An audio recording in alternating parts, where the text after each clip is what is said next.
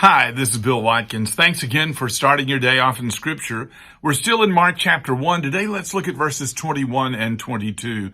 Jesus beginning his ministry. It says, Then they went into Capernaum, and immediately on the Sabbath he entered the synagogue and taught. And they were astonished at his teaching, for he taught them as one having authority and not as the scribes.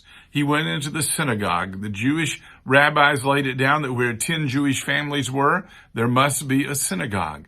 A synagogue was different from the temple and different even from the church as we know it today, because the temple was about worship and sacrifice, but the synagogue was about teaching and instruction.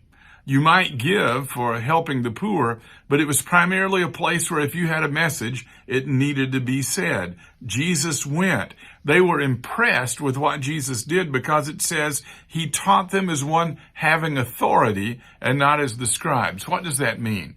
It means that when the scribes and the others would begin to give their teaching, the rabbis would give their teaching, they would always refer back to another rabbi or even some scripture as their authority for having done it. The same way that we do today, we refer back to scripture to say this is the reason that we believe what we believe. Jesus was different.